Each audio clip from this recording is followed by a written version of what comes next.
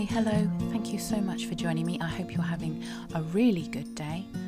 My name is Elizabeth Dale and I am a Cornish writer and blogger.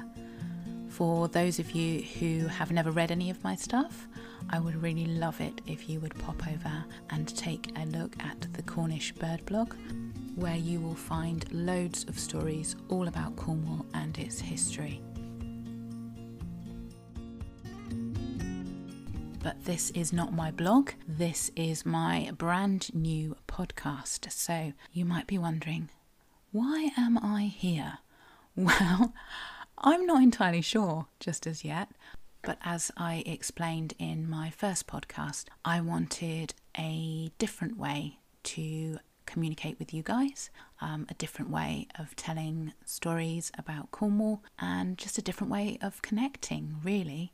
So yes, this is it, my new podcast. I hope you enjoy it. I love any feedback that you have to give. That's really important.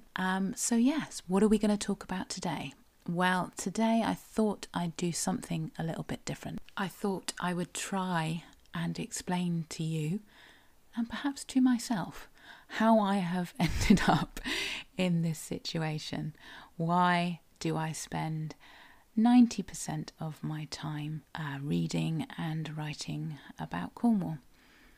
Well, I suppose the obvious answer is that I was born here, but it's obviously something a little bit more than that. So today we're going to be talking about why I love Cornwall's prehistory so much, and why I spend so much of my time out in the countryside trying to find huge great bits of granite.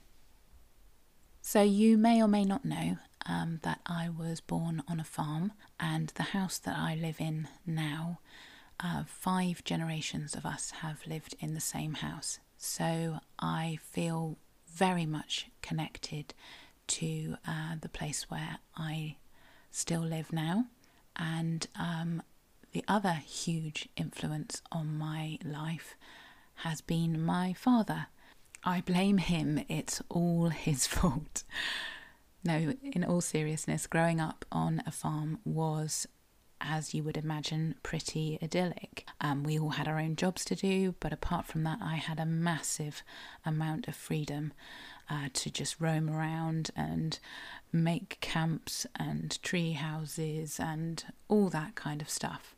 And my dad 100% encouraged me in everything. When I was younger, we, as you can probably understand, never had family holidays. When you've got animals to look after, you can't really go anywhere very much. But if we did ever go out for the day, we didn't go beaching. My dad would pack us all into the car with a picnic, and we would all go somewhere on the Penwith or up on Bodmin Moor, or even as far as Dartmoor, and we would inevitably be looking for a big bit of granite. See, I don't really know where my dad's love of prehistoric monuments has come from, and when I've asked him about it, I don't think he really knows either, but he does remember going to see Stonehenge back in the 1960s, when you could still wander in amongst the stones. And as a practical man who spent all his life doing physical work, he was just mystified by how man had physically moved these stones.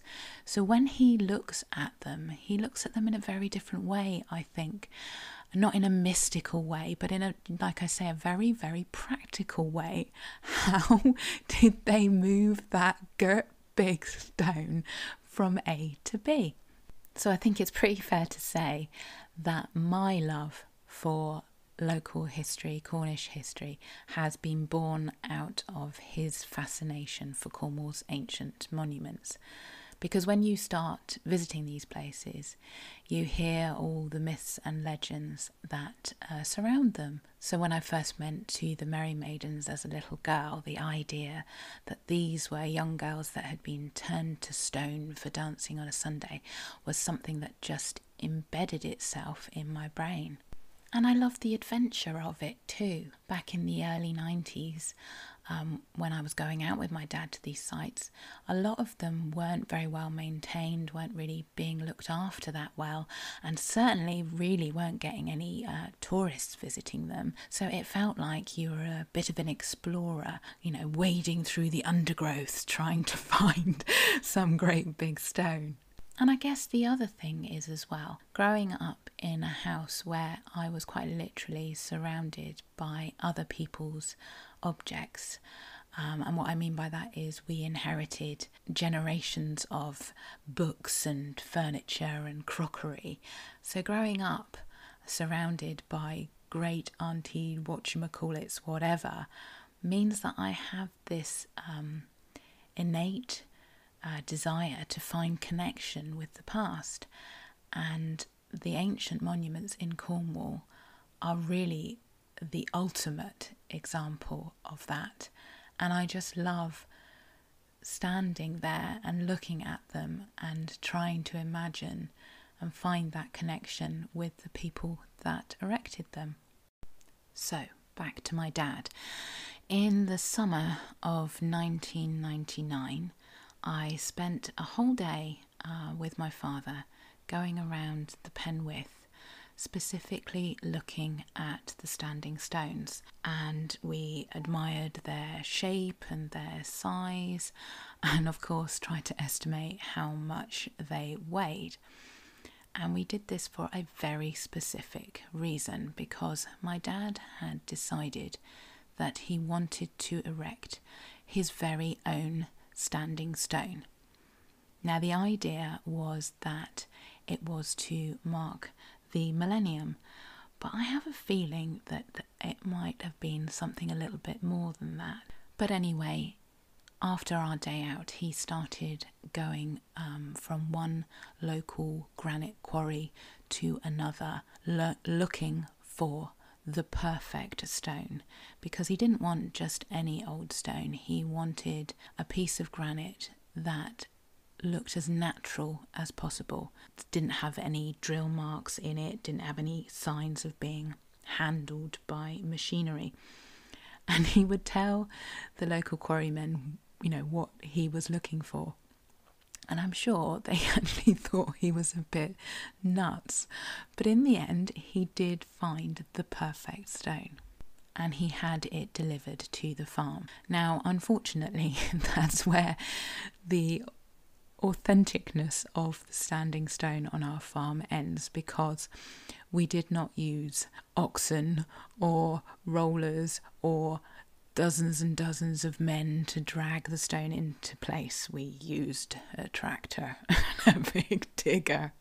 So our very own standing stone was erected just in time for the millennium, and now 20 years later it is all covered in moss and lichen and looks like it has been there forever.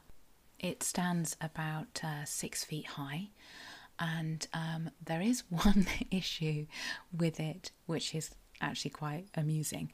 My father was so paranoid about it falling over and squashing someone that he actually sunk about 4 foot of it into the ground.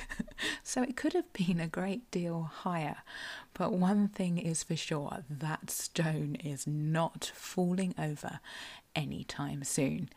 And I think that is something that my father, although we've never really spoken about it, and myself find really reassuring and sort of satisfying, that something that he has done is probably going to be there, fingers crossed, for the next 1,000 years. And wouldn't that just be amazing?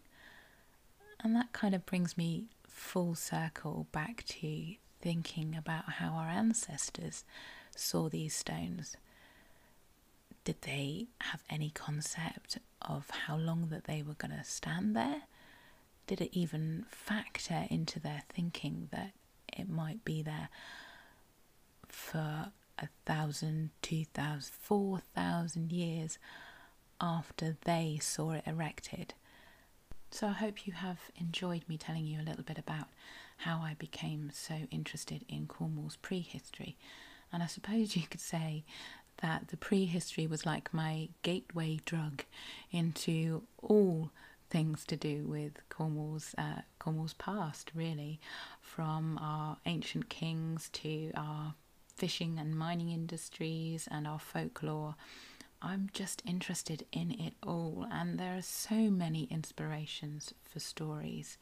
And I guess I'd always find that as soon as I start writing about a place or a person, there are just layer upon layer of stories to explore, and I just find that an absolute joy. There is always something new for me to learn, something new for me to discover, and then I get to share it with you. Anyway, I really hope that you haven't been too bored. I really hope that you've enjoyed your time with me, and I promise in the next episode I will tell you a proper story about Cornwall. And if you have any ideas about stories that you would like me to tell, then please do get in touch, and please do leave me a comment. Tell me what you think of the podcast so far. Whether you're enjoying it or whether you're not, I want to hear about it. So please leave me a comment, leave me a like, follow me, share me with your friends, and please take really good care of yourselves. Bye bye for now.